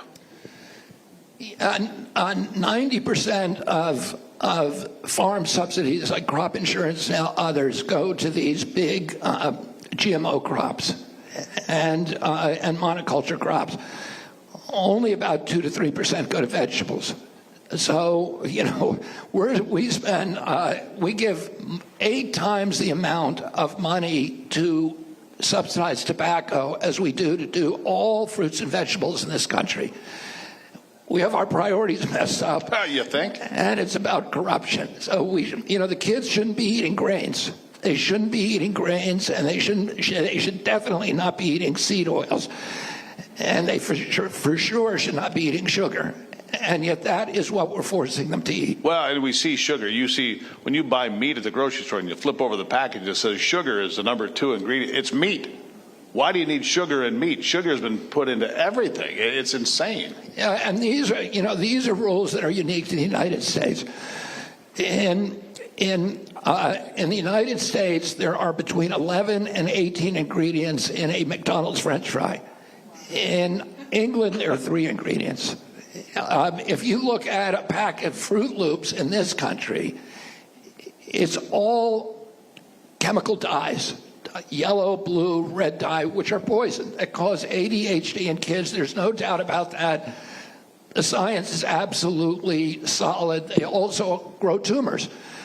In Canada, across the border, Fruit Loops are a different color. They're all colored by vegetable oils. It's the same company. It knows, that company, Kellogg's, knows how to create safer products that don't have chemicals in them because they're illegal to create those products, to sell those products in Europe, Canada, other countries. We are the only country where they use the food dyes. So, they're doing something they know is wrong. They know it's poisoning us, but they can get away with it, and it's cheaper to use the chemical dyes than it is to use the vegetable dyes. So they poison us with those while they're giving everybody else in the world much, much safer products. The same product, Fruit Loops, is completely different in those countries than it is here. We're the only ones that get pure chemicals. So how do we protect the American farmer? How do we protect that family farm that does produce potatoes and onions and peppers and doesn't produce all of this, prepackaged garbage that's highly overproduced? We can do that, and we have the best regenerative agriculture in this country. We have the best regenerative farmers. We have cutting-edge dry land agriculture, no-till agriculture. We have these things better than any other country, people who know how to do them. But we need those people to have more influence in government. And right now, I'm on President Trump's transition team, and we're working with the leaders of those movements in this country to make sure that they're represented at USDA and that they're going to change these policies. Now, there's 1 million farmers who are addicted now to this kind of really damaging agriculture. It's poisoning them and their families. It's poisoning the water tables. It's sucking the water out of the water tables. It's losing their soil so that we only have, according to the United Nations, we only have 60 harvests left in this country before America turns into a desert. 60 harvests because of the amount of soil that is running off because we have unsustainable agriculture. You can change this overnight. And when you change it, you know what happens? The aquifers recharge because the water is able to percolate through the ground. Because when you use organic agriculture, the microbes grow in the soil and you have interstitial space in the soil that absorb the water. Right now, a lot of the flooding that we have in the Midwest is because all those microbes are dead. The soil can no longer absorb water, and the water runs off over the land. It takes the soil with it, and we have a dead zone in the Gulf that is losing us hundreds of thousands of pounds of tons of seafood a year, which is another food source that they're destroying. We don't need to be doing it this way, but we need to make sure that if farmers who are addicted to those kind of row crop, GMO row crops, have an incentive, an economic incentive, so they can make the choice to do something different. We're not going to force anybody to do anything, but we're going to start changing the incentives so that organic agriculture becomes very, very attractive to farmers, and that... Good stuff. One quick question. I don't want to spend a lot of time on this. I know that you're an advocate for climate change, if you will, the Green New Deal in some ways, but I've heard you say on numerous occasions, climate change is something that concerns you, but you don't destroy the economy, you don't destroy America to correct it. Is that an accurate statement? And you don't destroy the environment, and that's what's happening with the Inflation Reduction Act, which is President Biden's signature environmental legislation. And what is it doing? It's enriching BlackRock and Goldman Sachs and Wells Fargo and JP Morgan and these big financial houses. We're building these giant geoengineering projects, carbon capture projects, which are ridiculous. They have no environmental benefit. In fact, most of them actually increase the amount of carbon in the atmosphere. Offshore wind farms, which are exterminating the whale populations on the East Coast. These are where this money is being spent. And then I don't agree with the Green New Deal. I've long been a critic of the Green New Deal because I believe in that markets, free markets, are the best way to protect the environment. Agreed. And I've said this for 40 years. You don't use top-down control. You use free markets. In a true free market economy, promotes efficiency, and efficiency means the elimination of waste, and pollution is waste. In a true free market economy, we properly value our natural resources, and it's the undervaluation of those resources that causes us to use them wastefully. A true free market, in a true free market, you can't make yourself rich without making your neighbors rich and without enriching your community. What polluters do is, if you show me a polluter, I'll show you a subsidy. I'll show you a fat cat using political clout to escape the discipline of the free market and force the public to pay his production costs. Boy, were you right when he said the Democrat Party left him. Boy, was he right. Because that's a departure from where they are today. Now, hold that thought right there. I do want to say special thank you to the TrumpKnife.com company for helping us put on this program tonight. We've got one more conversation here with Robert F. Kennedy Jr. He's on the ballot here in Michigan, but he says you should vote for Donald Trump. Donald Trump. All right, we'll take a break right here. East Lansing, Michigan. First day of early voting with Robert F. Kennedy Jr. We'll be right back on Real America's Voice.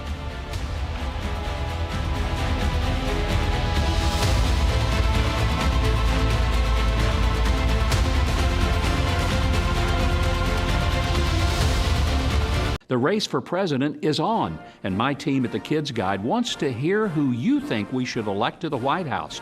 Visit ChooseMyPresident.com and cast your ballot. Remember, visit ChooseMyPresident.com to cast your vote. Your cardiovascular health impacts everything.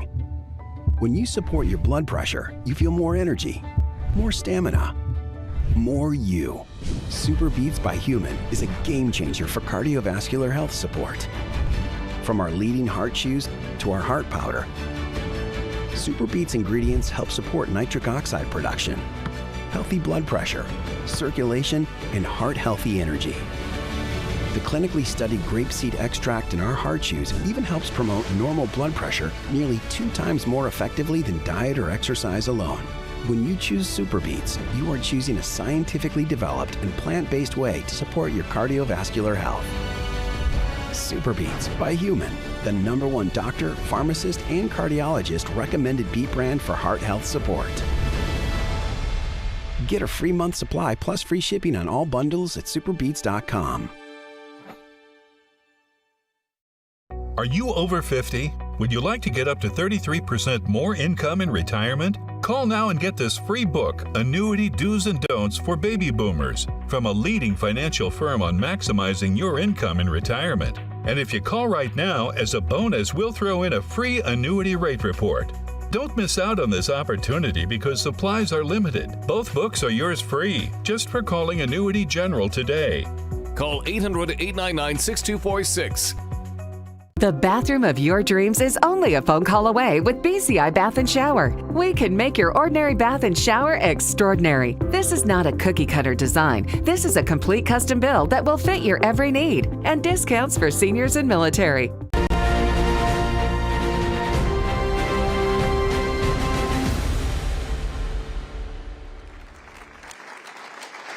Well, it has been a great evening here in East Lansing, Michigan, swing state Michigan. You've got to vote. As RFK has been telling you, you have to vote for Donald Trump. Even if his name's on the ballot, doesn't matter. They're playing a game on the other side of the aisle. He doesn't care about that. What he cares about is taking back America. All right, so David Zier, you've got one more question for me here tonight. I do. We have Marilyn Fine from East Lansing, Michigan, and she wants to talk about the state of our health care and our hospitals. Absolutely. Thanks for coming to Michigan again. When you go in looking for how to get rid of all this chronic health, you go into the hospital, they have wings closed, they have floors closed because they can't attract doctors, nurses, or any technicians. What would you do in the Trump administration to help bring people into the industry again so we have something to fall back on? In fact, I'd like to add something to that, something else that's happening in America. Great question, by the way. Hospitals going bankrupt in this country left and right. 200 will go out this year. 200 went out last year.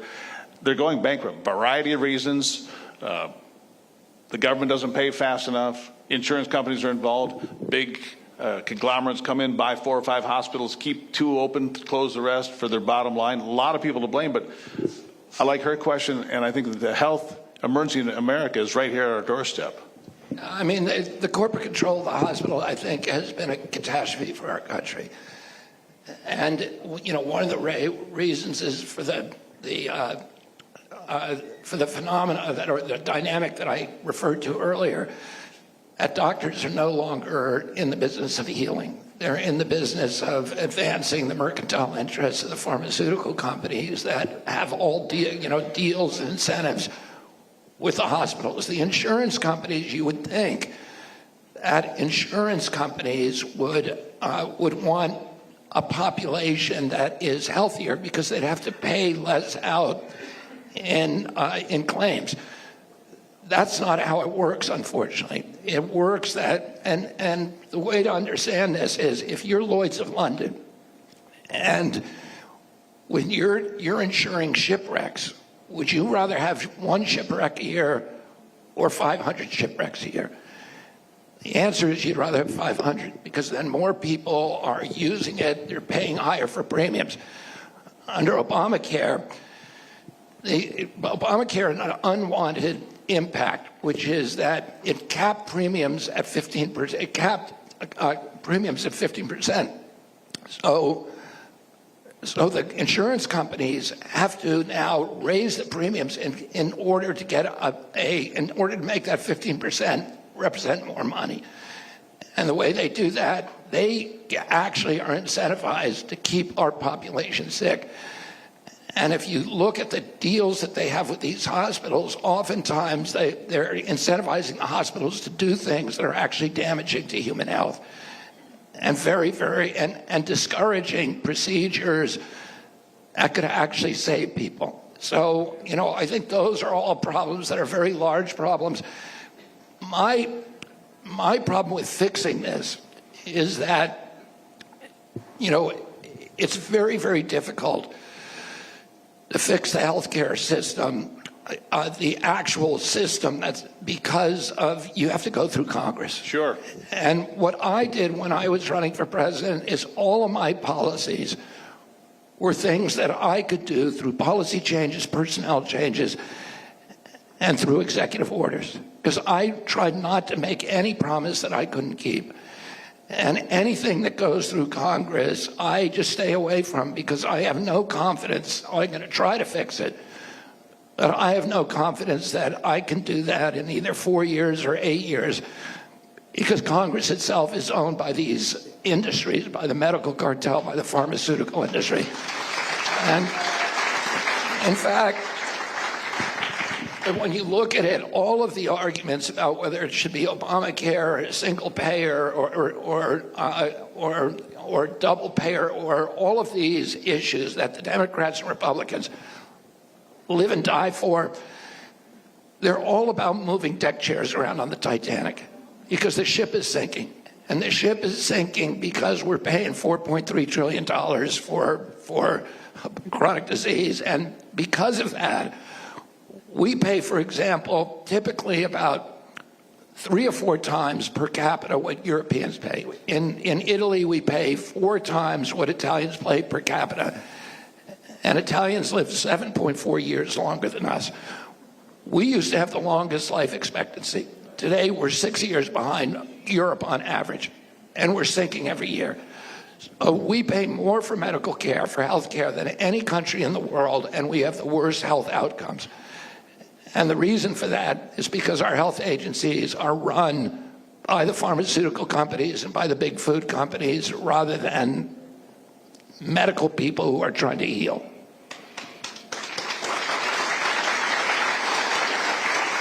Well, we've had the opportunity to have a lot of serious conversations tonight, and I really appreciate everybody in the audience here tonight. We've got a few minutes left here. I'd like you to take a moment and lighten the mood a little bit and tell the folks about the Donald Trump you've gotten to know. A man, we were just talking about this in the break. You sued him at one time, maybe more than once. I sued him 2 times. Yeah. Back 20, 30 years ago, he was in New York, and I sued him on 2 golf courses that he was trying to build up in the New York City reservoir, and I ended up winning those lawsuits. But at one point, my wife told me she wanted to go visit my mom over Easter in Palm Beach. And I said, I didn't want to pay for the kids to all get on an airplane to go to Palm Beach. And she said, well, how about if I can get a free ride down there? And I said, okay, if you can do that. I didn't really think she would be able to do it. But then she called me 2 days later and said, I got a free ride. And I said, from whom?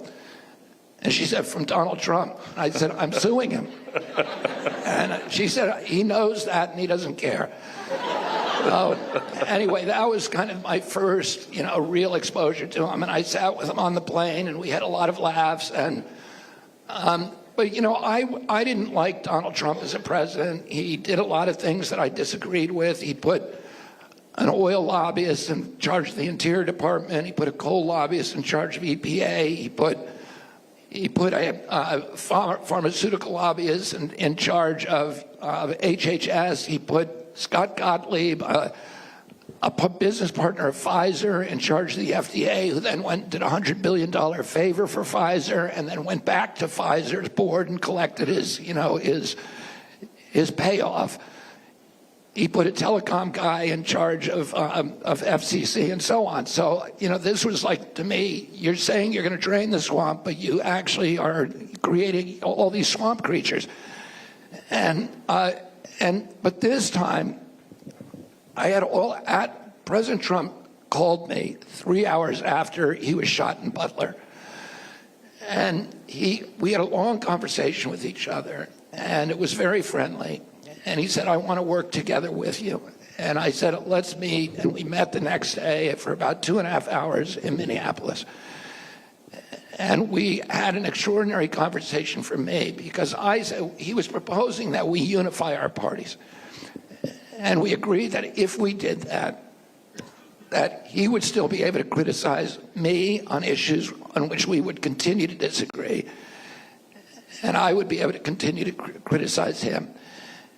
But the three issues that he was extraordinarily conversant on, which surprised me, was one of the issues that were the very issues that I joined the race to address.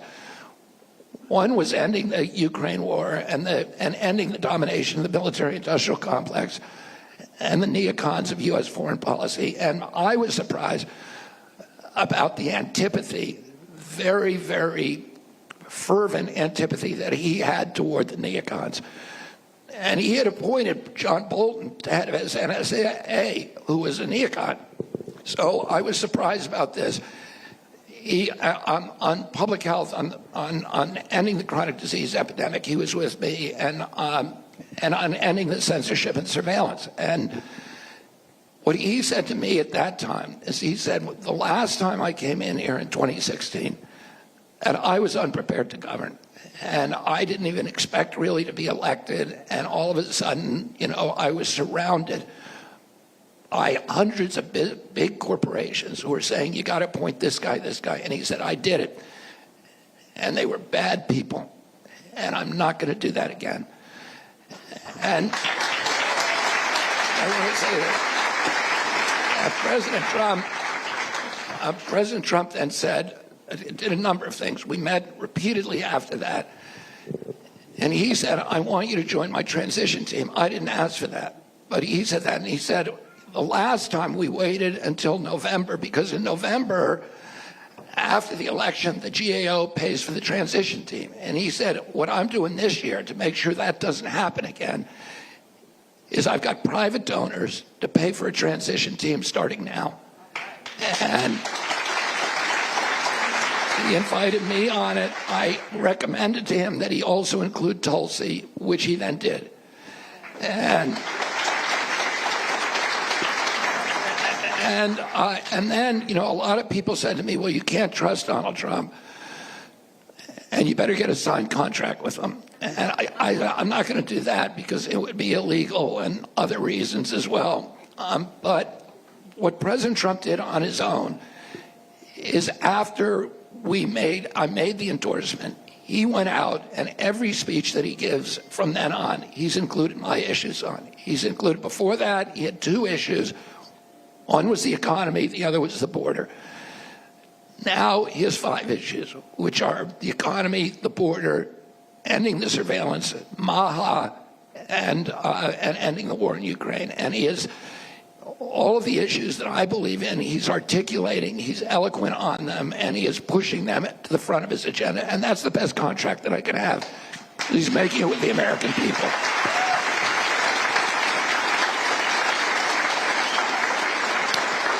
I'll give you the closing argument here. Again, it's the first day of early voting in Michigan. I've got my ballot here. I brought it as, to demonstrate they're here.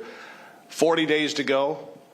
I believe if the election were held today, Donald Trump comes out on top. I think it's imperative for this nation to see Donald Trump come out on top, and the priorities that you've brought to the table are extremely important. Give me your closing argument.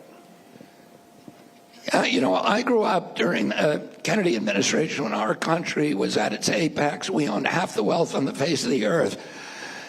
The American middle class had become the greatest economic engine in the history of mankind. Americans were living the American dream. The central promise of the American dream is that if you worked hard, if you played by the rules, you could own a home, that you could take a summer vacation, that you could care for your family, and you could put something aside for your retirement on one job. We were the moral authority around the world. Everybody loved our country. We were making goods that the rest of the world wanted, from transistor radios to blue jeans to automobiles. And my uncle who had a foreign policy the same as Donald Trump wants, which is to project not military power, but not to be an isolationist, which he's accused of, to put America first, to project economic power around the world, rather than military power. And our country was beloved at that time. There are more statues to John Kennedy, more boulevards named after him, more avenues, more hospitals, universities in Africa, in Asia, and Latin America, and any other president, probably more than any other president, than all the other presidents combined. When President Trump says, "Make America great again," a lot of liberals say, "Oh, that's racist, it's isolationist, it is retrograde." But to me, when I have private conversations with him, he says, "I want to do this to make America what it was during the Kennedy administration. When we had wars, we were trying to deal with big issues like civil rights. We were doing it in a way that was optimistic, that was idealistic, that lived up to our values." He's asked me to be part of the administration. I'm on the transition team now. We are picking the 14,000 people who he is going to appoint beginning on day one to new places in the federal infrastructure. I'm getting to handpick a lot of those people. Oh, I'm going to be at the president's side, and I am going to be fighting as hard as I can to make sure that we can go back to that time when America really was the greatest country in the world, and it was the exemplary nation. That's why I tell people in Michigan, I'm going to be on the ballot in Michigan. I fought hard to get on the ballot. I fought hard to get off of it, but the court said you can't do it.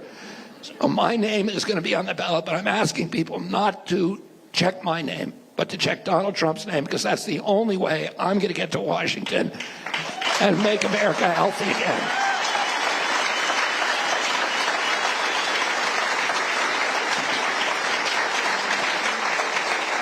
It's been an extraordinary conversation. I really appreciate you all being here tonight. Go ahead, you can stand up. Give him a round of applause. Robert F. Kennedy Jr.